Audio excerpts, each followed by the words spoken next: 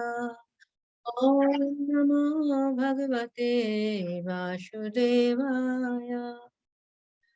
This is chapter Srimad Bhagavatam, chapter 3. Krishna is the source of all incarnation. Text 1. Shruta uvacha jagare paurusham rupam Bhagavan Mahatadivihi Sambhutam Shodusha Kalam Adau Loka Shushushkayaya. Sutta said, in the beginning of the creation, the Lord first expanded himself in the universal form of the Purusha incarnation and manifested all the ingredients for the material creation. And thus at first there was the creation of the 16 principles of material action. This was for the purpose of creating the material universes. Text 2. Yashambhasha Shanyasha Yogo Nidram Vitan Vataha Naviredam Bhujat Ashit Brahma Vishwashi Jampati. A part of the Purusha lies down within the water of the universe. From the navel lake of his body sprouts a lotus stem, and from the lotus flower atop this stem, Brahma, the master of all engineers in the universe, becomes manifest. Text 3. Yashambhaya Shamsitanai Kapilo Lokavishtaraha Tadvai Bhagavato Rupam Vishuddham Shattamujitam. It is believed that all the universal planetary systems are situated on the extensive body of the Purusha, but he has nothing to do with the created material ingredients. His body is eternally in spiritual existence par excellence. Text 4. Pashyanti Adurupam Adara Chakusha Sahasrapado Bhujatam Bhujanta Bhudadbhutam Sahasramudra Sharvanakshishakshitam Sahasramaulo Ambara Kundalatar Ulashat. The devotees, with their perfect eyes, see the transcendental form of the Purusha, who has thousands of legs, thighs, arms, and faces, all extraordinary. In that body, there are thousands of heads, ears, eyes, and noses. They are decorated with thousands of helmets and glowing earrings and are adorned with garlands. Text 5. Etannavapatonanam nidhanam bijamabhayam yasham shasham shashishijate devatirannaradaya. This form, the second manifestation of the Purusha, is the source and indestructible seed of multifarious incarnations within the universe. From the particles and portions of this form, different living entities like demigods, men, and others are created. Text 6. Shayeva partamam deva komaram shargamashritaha chachara dushcharam brahma brahmachariyam akanditam. First of all, in the beginning of creation, there were the 4 unmarried sons of Brahma, the Kumaras, who, being situated in a vow of celibacy, underwent severe austerities for realization of the absolute truth. Text 7. Ditiyam tu bhavayasha rashatalagatam mahim udarisham upadata yagneshokaram bapu.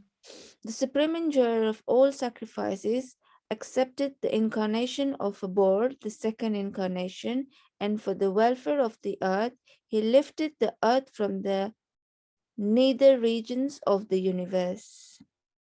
Text 8. Tritiyam rishi shargam bhai Devo Shiva Tamupa Upteyasha Tantra Tantram Shadvam Ashta Aschasha Nashkir Nashkarmayam Karam Yata. In the millennium of the rishis, the personality of Godhead accepted the third empowered incarnation in the form of Devarshi Narada, who is a great sage among the demigods. He collected expositions of the Vedas which deal with devotional service and which inspire non-fruitive action. Text 9.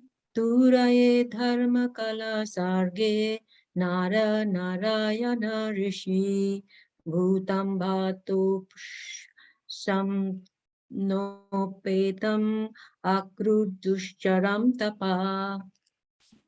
In the fourth incarnation, the Lord became Nar and Narayana, and the twin sons of the wife of King Dharma. This he undertook severe and exemplary penances to control the senses. Text 10. Panchama kapila nama Siddhesha kalapi plutam Prabhakcha shuraye shankyam Tadvagana binirnayam. The fifth incarnation, named Lord Kapila, is foremost among perfected beings. He gave an exposition of the creative elements and metaphysics to Asuri Brahman, for in course of time this knowledge had been lost. Text 10. Shaktam ate apadvatam brata prapto anushuya anvikshim alarkaya prahladeya uchivam. The sixth incarnation of the Purusha was the son of the sage Atri.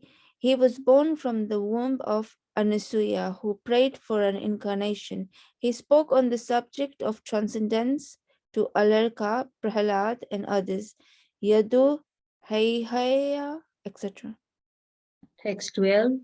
Tata saptame akutam rucher yagno vajayata sayam diya suragani apat sambhu bhavutaram. The seventh incarnation was Yajna, the son of Prajapati Ruchi, and his wife Akuti. He controlled the period during the change of the Swayambhuva Manu and was assisted by demigods such as his son Yama. Text 13. Ashtame meru devatu navirjata urukrama darshayam bhatmana dhiranam sarva Aramanamaskritam. The eighth incarnation was King Rishabha, son of King Nabi, and his wife Meru Devi. In this incarnation, the Lord showed the path of perfection, which is followed by those who have fully controlled their senses and who are honored by all orders of life. Text 14. Rishibhi yachito bhaje nava mampativam bapu dugdeyam aushadhi vipras tena mamsa ustatama. O Brahmanas, in the ninth incarnation, the Lord, prayed for by sages, accepted the body of a king, Prithu, who cultivated the land to yield various produce, and for that reason the earth was beautiful and attractive. Text 15. Rupam sa jagare matsyam chakshushodahi samplave navi arupa mahimayam apad vaivashatam manu. When there was a complete inundation after the period of the Chakshusa Manu and the whole world was deep within water, the Lord accepted the form of a fish and protected Vaivasvata Mano, keeping him up on a boat. Text 16. Shurusha Udadim Mahatman Mandarachalam Tadre Kamatarupena Prishta Ekadashi Vigu. The 11th incarnation of the Lord took the form of a tortoise whose shell served as a pivot for the Mandarachala hill, which was being used as a churning road by the theist and atheist of the universe. Text 17. Dhanvantaram Dwadasham Trayodasham Evacha Apayat Shuran Anyam Mohina Mohan Striya. In the 12th incarnation, the Lord appeared as Dhanvantari, and in the 13th, he allured the atheist by the charming beauty of a woman and gave nectar to the demigods to drink. Text 18. Chaturdasham Narasimham Bibhrataita Indran Urjitam Dadara Karajai Urav Erakam Katakrit Yatha. In the 14th incarnation, the Lord appeared as Narsimha and bifurcated the strong body of the atheist Hiranyakashipu with his nails, just as a carpenter paces cane. Text 19. Panchadasham Bhamonakam Kridvagat Adam Adharam Bala Padatrayam Yacham Naha Pratishta Tripishtanam Pishtapam. In the 15th incarnation, the Lord assumed the form of a dwarf Brahmana Vamana and visited the arena of sacrifice arranged by Maharaj Bali. Although at heart he was willing to regain the kingdom of the three planetary systems, he simply asked for a donation of 3 steps of land. Text 20. Avatare Shadashame Pashyam Brahma Drurupam Kriya Shapta Krutta Kupito Nikaskatram Akun Amahim. In the 16th incarnation of the Godhead, the Lord as Brigupati annihilated the administrative class Kshatriyas 21 times, being angry with them because of their rebellion against the Brahmanas, the intelligent class. Text 21. Tata Sapta Dashe Jata Shatta Bhatam Parasharat Chakre Veda Taru Shaka Drishta Pamsu Alpame Dasha. Thereafter, in the 17th incarnation of Godhead, Sri Vyasadeva appeared in the womb of Satyavati through Parashara Muni, and he divided the one Veda into several branches and sub-branches, seeing that the people in general were less intelligent. Text 22. Nara Devatam Papana Shurakara Chikishaya Samurda Nikramaha Hadine Chakre Vinai Ataparam. In the 18th incarnation, the Lord appeared as King Rama. In order to perform some pleasing work for the demigods, he exhibited superhuman powers by controlling the Indian Ocean and then killing the atheist King Ravana, who was on the who was on the other side of the sea. Hare Krishna. Now please accept my forgive me for my mistakes. Thank you, dear devotee. Hare Krishna. Hare Hare Krishna. Krishna. Thank you so much, Mataji, for that recitation. Very nice. Yeah, yes, it's not easy to do so many verses. It's It's very on, difficult. on the spot. Yeah. Thank So you thank so you much. so much. Thank you for understanding. Hare Krishna. Okay, so as I said at the beginning, today we'll be covering text 3 of this chapter, a very special, very important chapter, especially for devotees of Krishna, because as we know, well, I mean, the whole chapter is about, Krishna is the source of all incarnations. But as we know, we have the famous verse, which we'll eventually come to, text 28, which basically establishes that after this long list of various incarnations, then it establishes that all of these previously mentioned incarnations, they all come from Krishna. Krishna is the original personality of Godhead. So that's, the famous Krishna's tu Bhagavan Swayam, text 28. But yeah, for now, we'll just be covering text 3. So I'll just share my presentation. Just give me one second.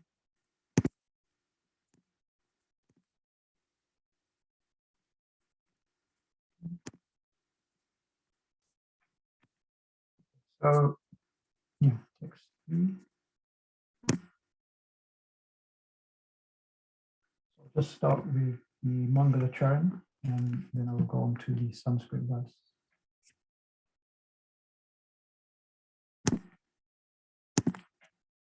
Om Jnanatimirandasya Jnananjana Shalakaya Chakshurun Militam Yena Tasmai Shri Guruve Namaha Shri Chaitanya Manobishtam Stapitam Yena Bhutale Swayam Rupa Kadamayam Dadati Swapadantikam Vandeham Shri Guru Shri Yuta Padakamalam Shri Guru Vaishnavamscha Shri Rupam Sagrajata Sahagana Raghunathanvitam Tam Sajivam Sadvaitam Savadhutam Parijana Sahitam Krishna Chaitanya Devam Shri Radha Krishna Pada Sahagana Lalita Shri Vishakam He Krishna Karuna Sindhu Dinabandho Jagatpate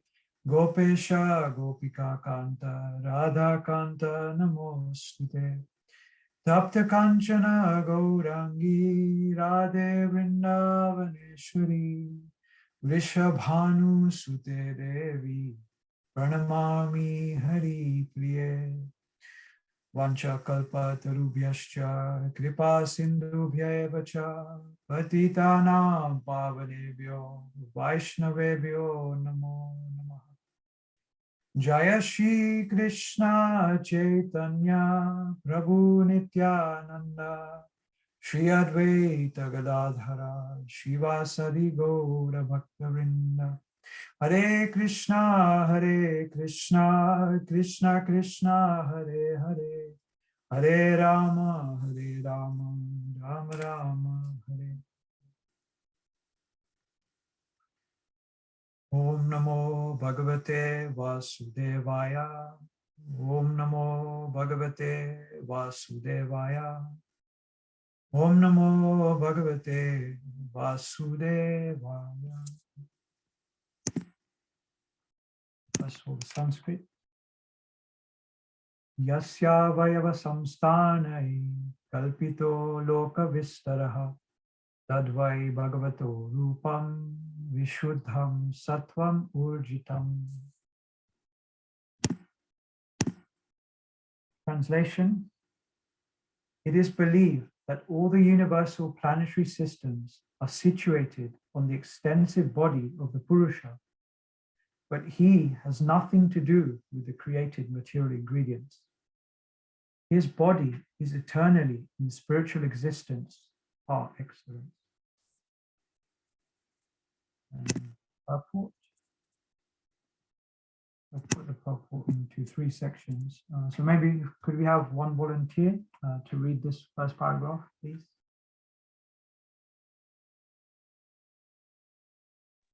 Hare Krishna, Prabhuji.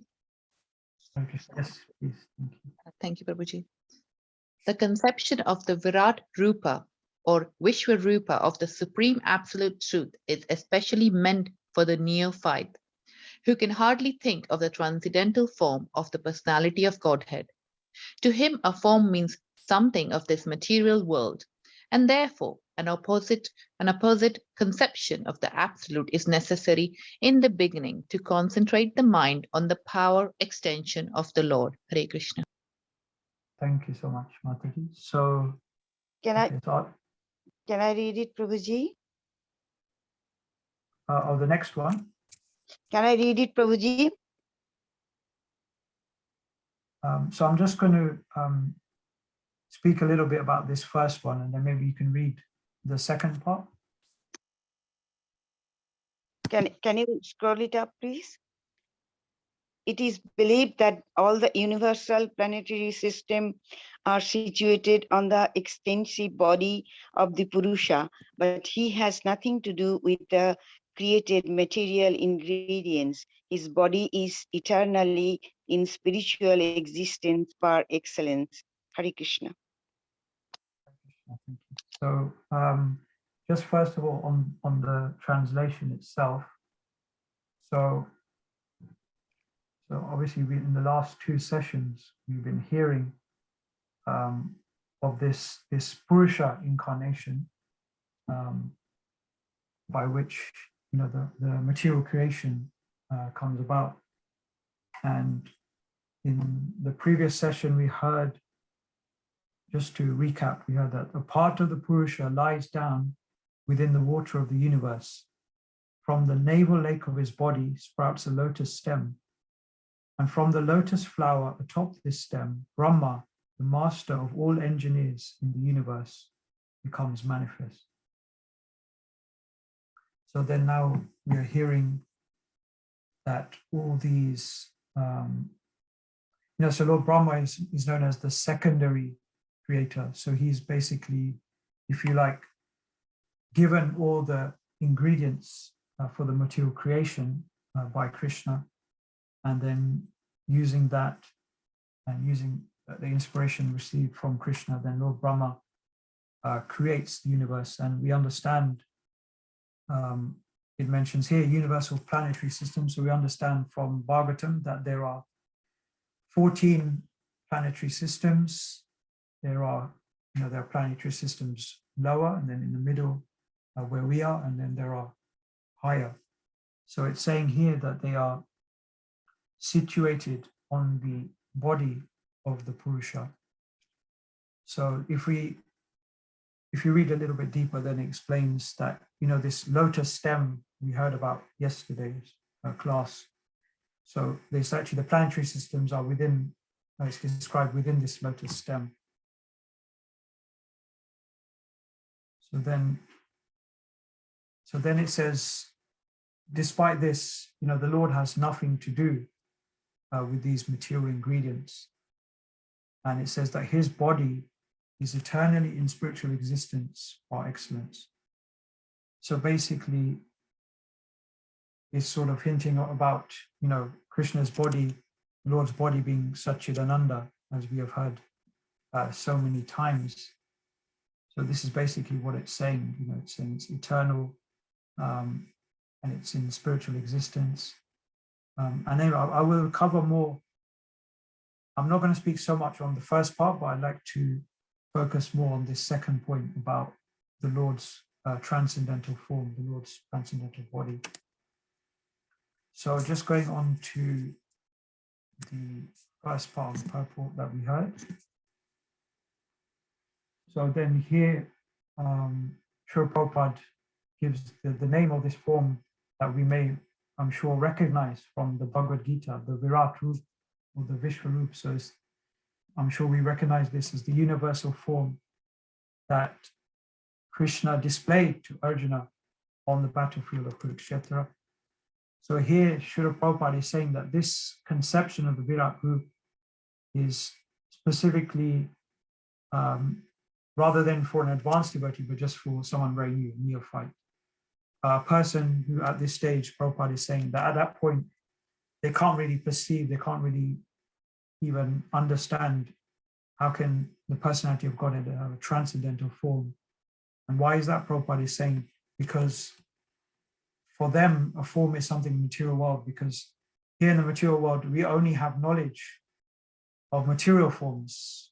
So then when we hear, God has a body, then we can only think based on our own experience, obviously. So then it's saying that those people then think, okay, we have experience of these bodies, and they're temporary, they're full of suffering, and eventually they die. So then if we're hearing God has a body, so then his body, his form must be the same, because we cannot conceive of anything else different to that.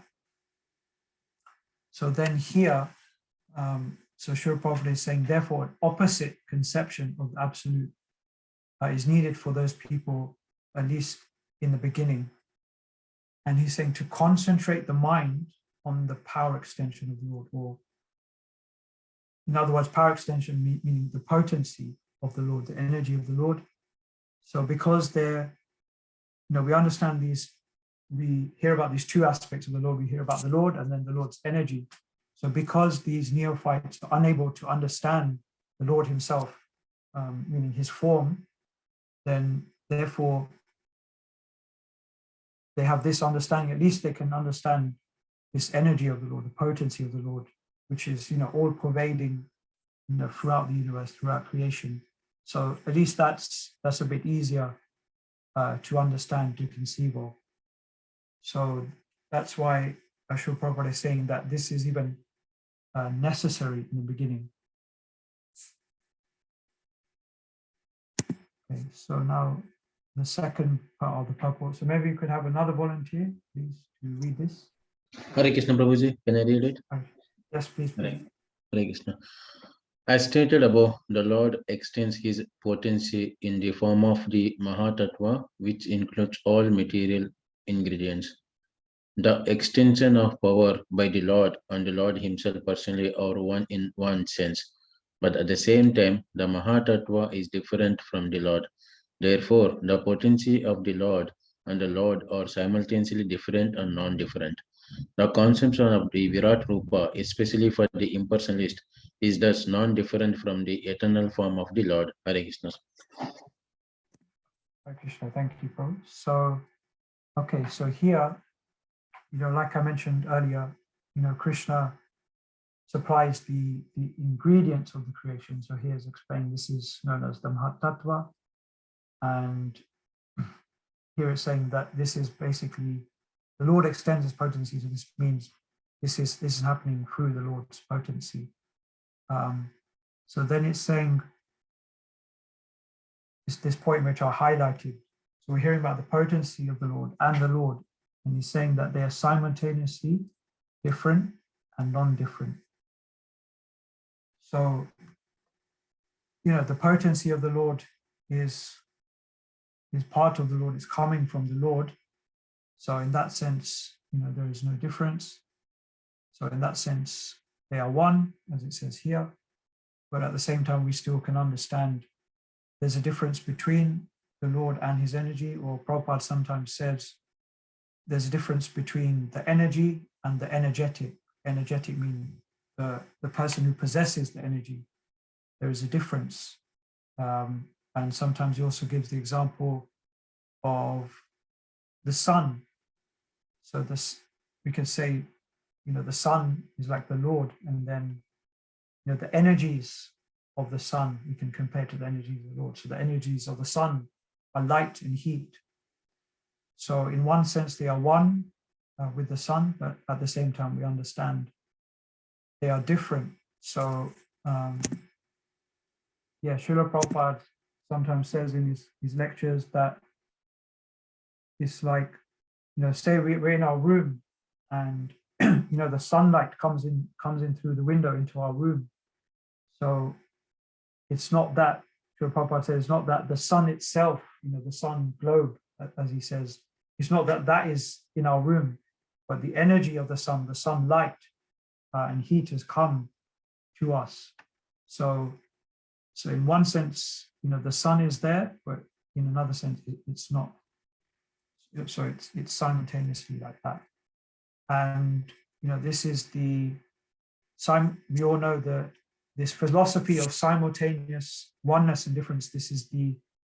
Ultimately this is the philosophy spoken by Chaitanya Mahaprabhu, Achintya Veda Veda Tattva,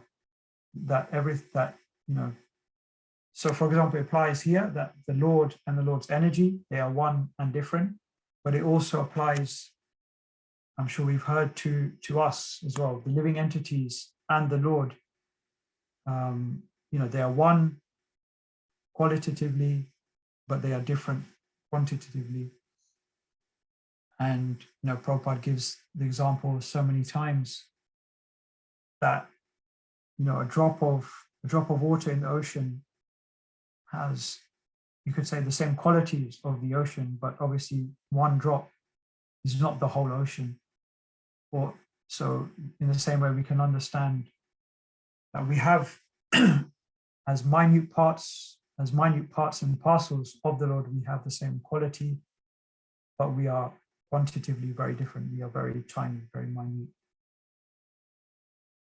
So anyway, so this is saying that, so in one sense, this Virat group conception is thus non-different from the eternal form of the Lord. And Prabhupada is saying, especially for the impersonalists, because as we know, the impersonalists, this is what they're worshipping, basically. This is what their aim is in life. They're aiming to become one, with the Brahma Jyoti. So they are already, they're meditating on an impersonal form.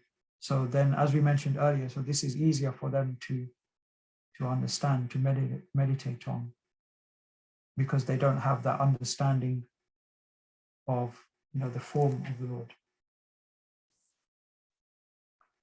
Okay, so as I said, I wanted to focus more on the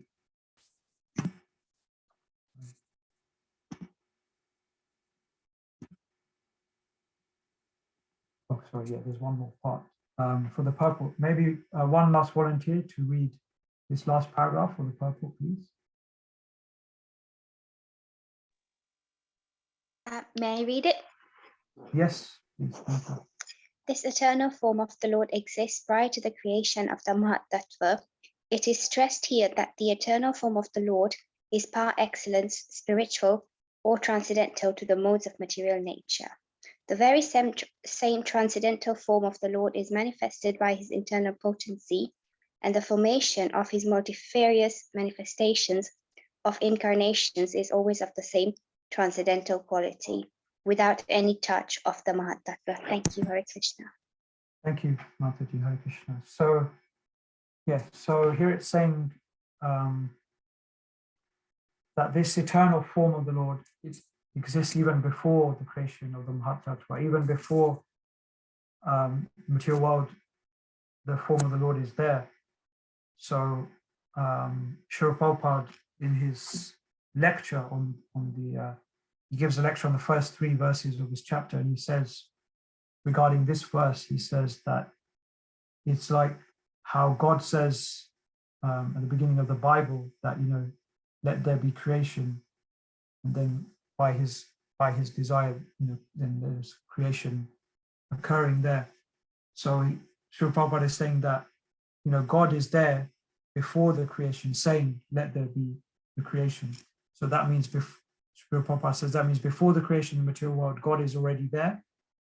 So therefore, he's not part of the material creation, he is transcendental to that creation.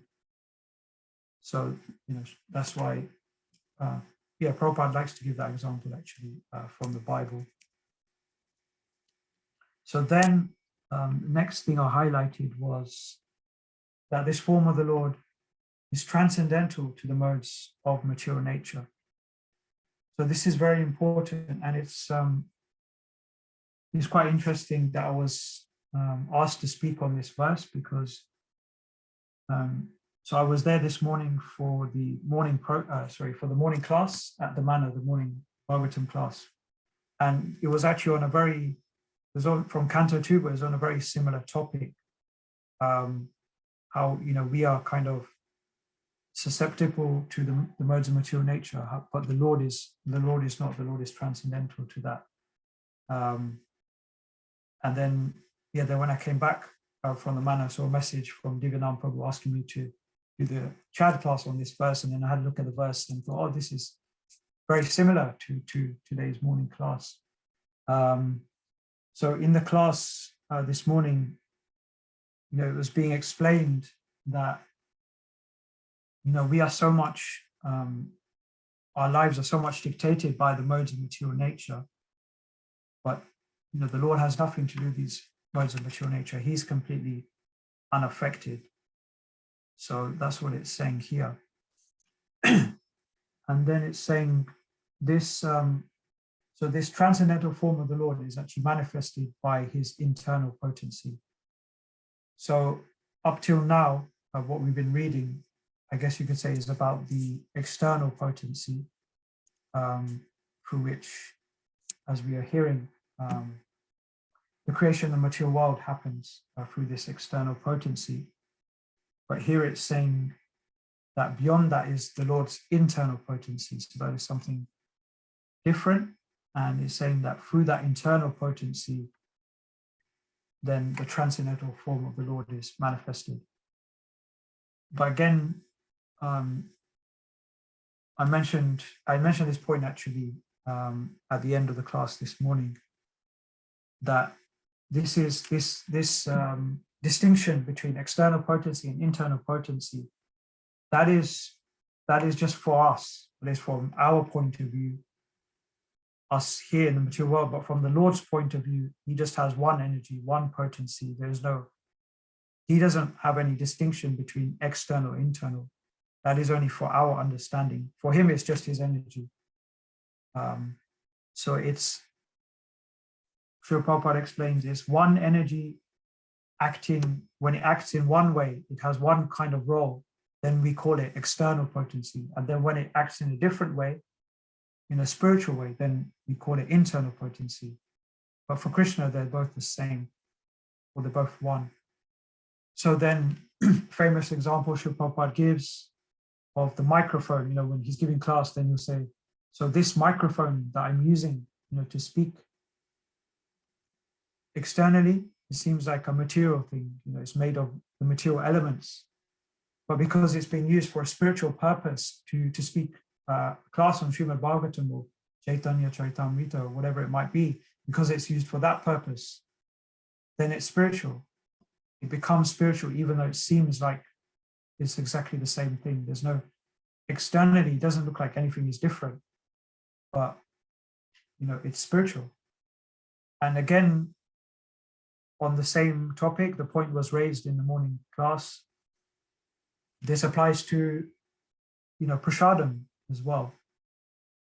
So the food that is, you know, before it's offered and then after it's been offered, again, externally, it looks exactly the same. You can't see any difference. But then we can taste the difference, you know. But the point is that, you know, it's offered to Krishna, and then Krishna accepts it, and then it becomes spiritualized, it becomes spiritual. So then, even though it looks like the same thing, it's no longer something material, but it's actually, it's the mercy of the Lord in a edible form. So that's another example of that point. And then the last point here, Srila Prabhupada says that, you know, when Krishna comes in all his various incarnations, Srila Prabhupada says multifarious, so many different incarnations, Srila Prabhupada is saying all of those incarnations are also of the same transcendental quality, without any touch of the Mahat Tattva, or in other words, they are all transcendental to the modes of material nature. So when we heard the nice recitation at the beginning of today's session, we were hearing about various incarnations. So here we can understand then from Srila Prabhupada's statement that all of these incarnations we're hearing about, they are all transcendental to the modes of material nature.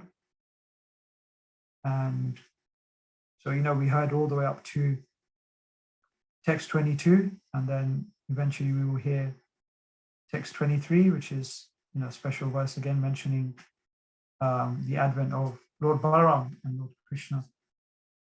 So, yeah, we can understand, it's easy for us to understand that they are transcendental, but also these other incarnations mentioned before, some of them are like, partial incarnations, and, sometimes they said portions of the plenary, portions like that, but still all of those are also transcendental.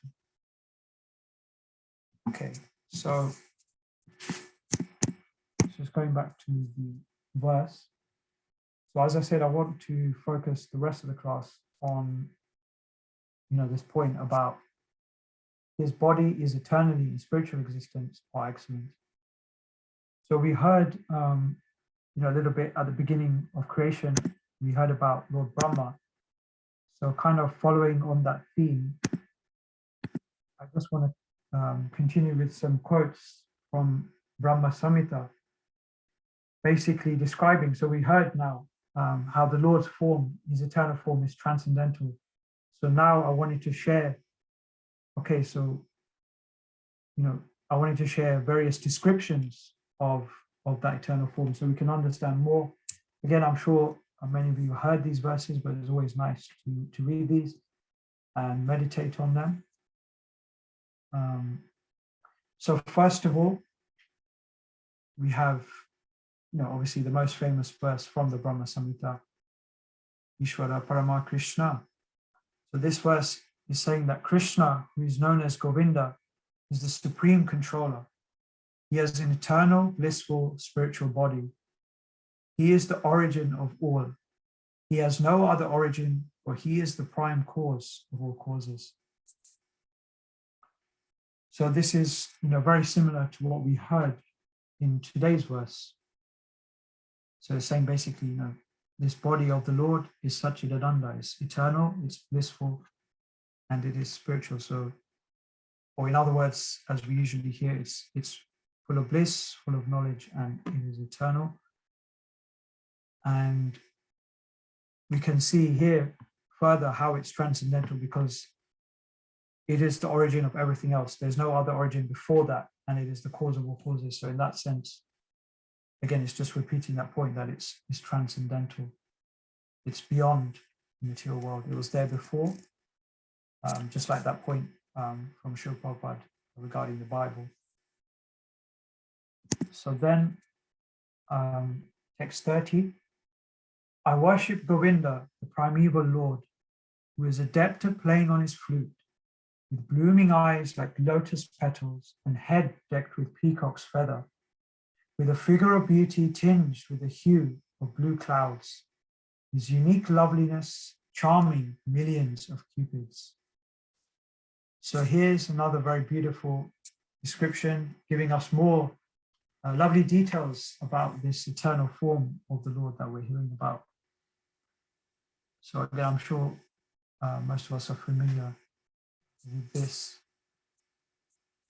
So there's not so much more to say on that.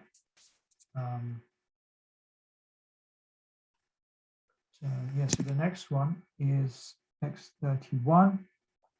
So I worship Govinda, the primeval Lord, around whose neck is swinging a garland of flowers, beautified with a moon locket, whose two hands are adorned with a flute and jeweled ornaments, who always revels in pastimes of love, and whose graceful threefold bending form of Shama Sundar is eternally manifest. So here is just adding more details about how beautiful, how lovely this form of the Lord actually is. And it mentions this threefold bending form that we hear quite a lot. And we hear that the way that Krishna is standing in this way, it is an exceptionally beautiful form, Shama Sundar. And, we could say another point here, his two hands. So again, we're hearing how Krishna is the source of all the incarnations, and Krishna himself his original form is two-handed form, whereas we usually see Narayan or Vishnu in a four-handed, four-armed form. So here, and also it's mentioned in the Bhagavad Gita as well, just giving us the understanding of the supreme form of the Lord is Krishna, the original form, which is two-handed. Next, text 32. I worship Govinda, the primeval Lord, whose transcendental form is full of bliss, truth, and substantiality, and is thus full of the most dazzling splendor. Each of the limbs of that transcendental figure possesses in himself the full-fledged functions of all the organs, and eternally sees, maintains, and manifests the infinite universes, both spiritual and mundane. So this is one of the verses that we recite during deity greetings every day, 7 a.m. This is one of the verses. An important point here is how, each limb of his transcendental body possesses the full functions of all the other organs, all the other limbs. So then we hear that point that Srila Prabhupada makes often, that Krishna can use any one of his senses to perform the functions of all the other senses. So he can see with his ears, he can taste with his eyes, he can feel through smelling, he can do anything like that. So again, that kind of relates to the example of prasadam, how he tastes the prasadam just by seeing it. So then Srila Prabhupada says, someone may say, oh, it's been offered, it's now prasadam, but it's the same. There's, the same amount that was there before is still there. So it looks like, Krishna hasn't taken anything. But no, Srila Prabhupada says, he has taken it, but he doesn't have to, he is not restricted like we are, that he has to actually taste it, with the tongue to actually accept it. No, just by seeing it, he can accept it. If it's offered offered with love, then he accepts it, as he says in Bhagavad Gita. So here again, we can see this is very different from the bodies that we are experienced with here in the material world. It's very, very different. So going back to that point, how it's nothing like the conception of the form or the body that we have here in the material world. It's transcendental. And then moving on, text 33. I worship Govinda, the primeval Lord, who is inaccessible to the Vedas, but obtainable by pure unalloyed devotion of the soul, who is without a second, who is not subject to decay, is without a beginning, whose form is endless, who is the beginning and the eternal Purusha. Yet he is a person possessing the beauty of blooming youth. So again, here he's described as the Purusha, the eternal Purusha. And it's saying here, that, he doesn't have a beginning. I mean, his form is without a beginning, it's endless. But at the same time, simultaneously, even though he's endless and he's without beginning, he has the beauty of, it said here, blooming youth. So he's ever youthful, as we hear often. That even though he is the oldest, it says in one verse in Bhagavad Gita, Puranam, he is the oldest, but at the same time, he is always ever youthful. So because he's God, he doesn't have to, again, it's completely different to our material bodies here. For him, there is no old age.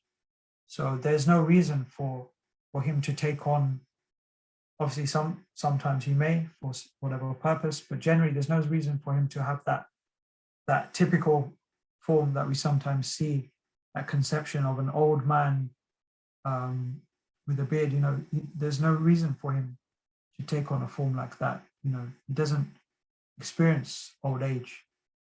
So, you know, it's a very, you know, it's a very beautiful thing when we stop to think about it. You know, that he is the oldest. He's without a beginning, but at the same time, he can, you know, appear in whatever form he likes. You know, he's not bound by the rules of this material world. Okay, so just got a few more, I think. So text 35. He is an undifferentiated entity, as there is no distinction between potency and the possessor thereof. So this is just reinforcing the point I made earlier, that in one sense, there's no difference between the energy, the Lord's energy, and the possessor of that energy, the Lord himself. So continuing, in his work of creation of millions of worlds, his potency remains inseparable. So his energy is always part of him, even though it's going out there and creating all these, you know, countless worlds. It is still always a part of him. So all the universes exist in him, and he is present in his fullness in every one of the atoms that are scattered throughout the universe at one and the same time. Such is the primeval Lord whom I adore. So again, this point that is mentioned or described in a similar way in the Bhagavad Gita. Here it said, all the universes exist in him. They exist in him, but at the same time, he is not them at the same time. Text 37. So these previous verses were kind of focusing on specifically on his form, but you know, in today's verse, it said, you know, internally in spiritual existence. So what is that spiritual existence? So obviously we know that spiritual existence is in, he has that existence in Goloka Vrindavan. So this verse is describing that. So it says, I worship Govinda, the primeval Lord, residing in his own realm, Goloka, with Radha, resembling his own spiritual figure, the embodiment of the ecstatic potency, possessed of the 64 artistic activities, in the company of her confidants, the Sakhis, who are embodiments of the extensions of her bodily form, permeated and vitalized by his ever blissful spiritual rasa. So yeah, basically just to break it down a bit. So we understand here that Krishna is eternally residing in his own realm of Goloka Vrindavan, along with Srimati Radharani is described here, who resembles his own spiritual figure, and she is the embodiment of his ecstatic potency. So we are hearing about the internal potency. So specifically, the potency known as the Hladini potency is embodied by Srimati Radharani. And I won't go into it, but it's described when we hear about the glories of Srimati Radharani, that she possesses, she's an expert in 64 different arts. Then it says, so, you know, Krishna and Radharani, they're not just alone, they're in the company of her Sakhis, who are embodiments of the extensions of her bodily form. So in other words, they are her expansions. So basically, so Krishna is eternally residing in Goloka Vrindavan, performing pastimes with Srimati Radharani and her expansions. And this whole spiritual realm of Goloka Vrindavan is permeated and vitalized by the spiritual rasa. So it is permeated by, so it is spread throughout Goloka and is vitalized. It's, you know, it brings life to it, you know. So that's the point there. and of course it is ever blissful. So this is the whole. This is what everything is. Life in Goloka Vrindavan is centered for Krishna. It is centered on rasa. Everything is to do with rasa. That special mellow and the special relationship that he has with his devotees and the loving exchanges with his devotees. That's what it's all about for Krishna and his devotees in the spiritual world. And then text, I think there's only 2 left. So text 38, I worship Govinda, the primeval Lord, who is Shama Sundar, Krishna himself with inconceivable, innumerable attributes, whom the pure devotees see in their heart of hearts, with the eye of devotion tinged with the salve of love.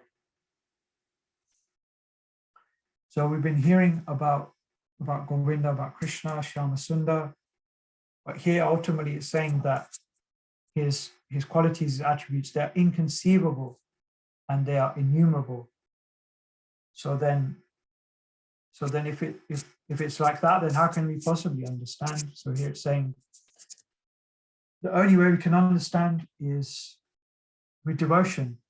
So when our eyes are tinged with the salve of love, when we are seeing with the eyes of devotion, then we can actually perceive this. We can actually perceive the Lord and his innumerable attributes. We can actually start to perceive them only through bhakti, only through devotion.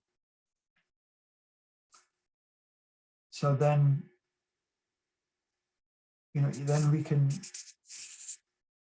can even be perceiving Krishna even while we're still here in the material world, even though we're still in our so-called material bodies, because if we have that level of devotion, then it's like the point I mentioned earlier, it becomes spiritualized. So externally it seems like the eyes are the same. There's no difference. There's the same seemingly material eyes, but now they've become spiritualized. So Srila Prabhupada makes this point that it's not, we have, at the moment, we have material mind, we have the material intelligence, material senses. It's not that we're trying to get rid of them, so that we have no mind, no intelligence, no senses, no. We're aiming to spiritualize them. We are actually aiming to regain our original spiritual mind, our spiritual intelligence, and our spiritual senses. So this is an example of that. So yeah, it's all about spiritualizing our senses, not trying to just negate them, not just trying to make everything to zero. And then I just wanted to mention this because if you remember, I'll just go back to it actually. In the purport, if you remember, Srila Prabhupada mentioned the multifarious manifestations of Krishna's incarnations. So this verse from Brahma Samhita mentions those incarnations. Many of these verses from Brahma Samhita, Srila Prabhupada quotes many times in his lecture. So this is one of them that he quotes a lot. Text 39. I worship Govinda, the primeval Lord, who manifested himself personally as Krishna in the different avatars in the world in the forms of Ram, Nrsimha, Vamana, etc. as his subjective portion. So yeah, I just wanted to mention this verse as well, because as I said, it relates very nicely with the purport and also with this chapter. I'll be reading all the list of various incarnations. So here again, it's kind of reiterating that point that Krishna is the supreme. He is the source of all incarnations. So yeah, so hopefully now you can understand why I kind of I spoke a little about Bhagavatam, and then I kind of sort of switched to Brahma Samhita, but it's for a reason, you know, this, because we've been hearing about the eternal form of the Lord, and then there's so many beautiful descriptions of that form in the Brahma Samhita to give us a much better idea in our mind of what is that form like. And, you know, even if we hear these descriptions again and again, it's not that, oh, you know, I've heard this so many times, you know, every time we hear it, then, you know, we can get, if we are sincere, then, you know, every time we hear these things, we can get newer and newer understanding, newer and newer realizations. And also it's good just to keep reminding us of, you know, what is Krishna like, what is the spiritual world like, and, you know, because if we keep hearing about it, then we develop that desire to go there, to go back to Godhead. Because if we have no desire at all to go back to Godhead, then we never will. And obviously we know for pure devotee, they're satisfied anywhere, whether they're in the material world, spiritual world, wherever they are, heavenly planet, hellish planet, it doesn't make any difference to them. But that is on the pure stage, which cannot be imitated, but definitely for practicing devotees, Srila Prabhupada says we should have that desire to go back to Godhead. Otherwise, you know, then we just be here stuck in the material world. We have no desire to leave it. So then we won't. So yeah, and you know, we have these beautiful descriptions. You can say, or in one sense, thanks to Lord Brahma, because obviously he recited these verses. He gave us the Brahma Samhita, and so we can feel grateful to Lord Brahma for that, but also we can feel grateful to Sri Chaitanya Mahaprabhu, because he is the one who found Brahma Samhita and shared it with us, shared it with the world. You know, during his travels, Brahma Samhita was lost, but during his travels, Sri Chaitanya Mahaprabhu covered only the 5th chapter. So that's why you see on the references, they're all, you know, chapter 5 text, etc., etc. Because we only have chapter 5 of the Brahma Samhita, because that is what was recovered by Chaitanya Mahaprabhu. And but yeah, just in that one chapter, there's so much incredible details, descriptions, nectar about Krishna and the spiritual world. So much there that is incredible, and that's just one chapter. So you can only imagine what else there must be. But obviously, Chaitanya Mahaprabhu is the Lord himself. So if he only recovered and gave us only chapter 5, then obviously that was his plan, that was his desire. So, you know, then we can understand, okay, that's all we really need is that chapter. We don't need anything more, because just that on its own is so incredible. Okay, so that's the end of that presentation. So I don't know if anybody has any comments or corrections or any questions, then we can go through that. Hare Krishna.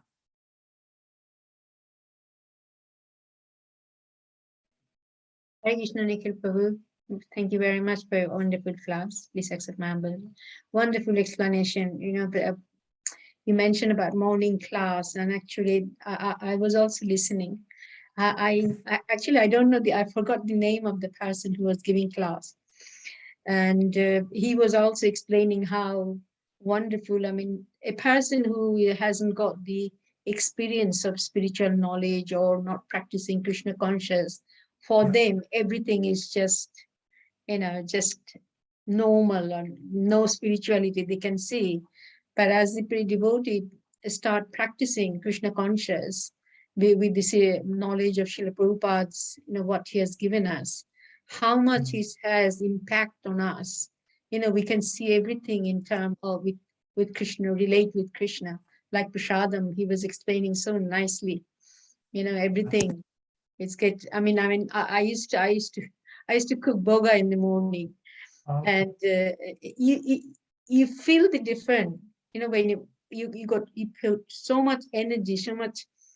Your mind actually completely get absorbed. You're cooking for Krishna. At home, of course, I try to do that, but when the temple, the deities is there, deities are there. It's just you full concentration in there, and it seems so wonderful. Krishna also reciprocate. When you're cooking, Krishna gives you that feeling that you are cooking for me, and your whole concentration of that, and then you cook with the devotion, and when it goes to Krishna's Krishna's room, Krishna has a glance and he takes it, it becomes like 100,000 times million potent than what it started off, because our devotion and Krishna's mercy, it becomes so wonderful feeling. I was really getting very connected when you was giving the class, and now you are just connecting all these together. Actually, that's why Srila Prabhupada has given us so wonderful process of Krishna conscious. Nobody would do that, and nobody has done it. I've never felt it like that before. It's just so wonderful. It's like an infection in a different good way. It's so nice. A wonderful class. I really enjoyed listening to you, and then you connected with Brahma Sangita, what Brahma has given us from before, and by mercy of Lord Chaitanya, we have come to know this Brahma Samhita. So it's really wonderful. I really enjoyed your class. Thank you so much. Hare Krishna. Thank you so much for sharing that as well, Mataji, of your experiences with the deities and with Prashadam. So the class was given by my good friend Rasik Rai Prabhu. And he did spend quite some time focusing on Prashadam, because as he said in the class that he loves Prashadam. But it's a very good point there. And I was just thinking, just to add, because you mentioned, Mataji, about how Krishna reciprocates and how you experienced that reciprocation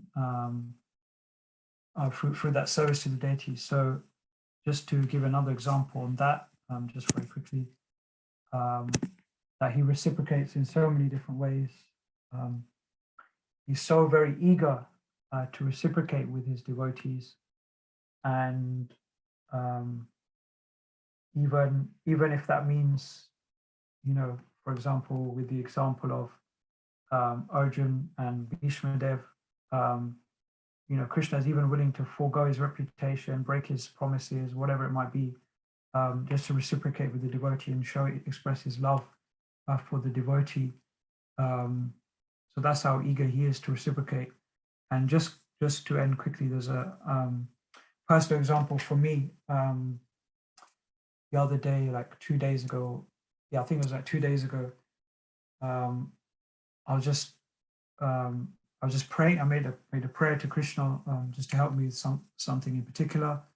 And then the very next day, I happened to be watching a class on YouTube from a Maharaj in ISKCON, and he mentioned, he described exactly what I needed to hear. What was the solution? The day, just the evening before, I prayed for help with something in particular, and then the very next day I was hearing the solution to help me with that problem in a class.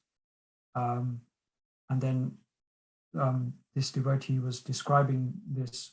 He mentioned the reference, so then when I went and looked at the verse he was talking about in the Bhagavatam, and then I got more details there, exactly what I need to do to help me with that problem that I prayed for help with. So that was just an example how Krishna reciprocated just the very next day. Obviously, it helps if we don't just just pray once and then that's it and then forget about it, but we pray repeatedly. If we're dealing with something, we ask for help with that repeatedly, and just keep doing it, keep praying, because then it shows that we're serious about it. Krishna sees we're serious about it. But yeah, I just wanted to share that point about his reciprocation. Thank you, Prabhu. Yeah. Okay, so is there anything else, or otherwise we can end here? Okay. Yeah, thank you so much, everybody, for coming to another session of chat, and hopefully see you soon. Vancha kalpa tarubhyascha kripa sindhu bhyavacha patita nam pavanebhyo vaishnavebhyo Namo Namaha. Very nice class. Namaste Vaishnavebhyo. Hare Krishna Prabhuji, Thank Hare you. Krishna. Thank Thank you. you, Prabhu. Thank you, Thank Prabhuji. Hare Krishna, Thank you, Prabhuji. Hare Haribo. Krishna. Hare Krishna, Prabhuji. Thank you.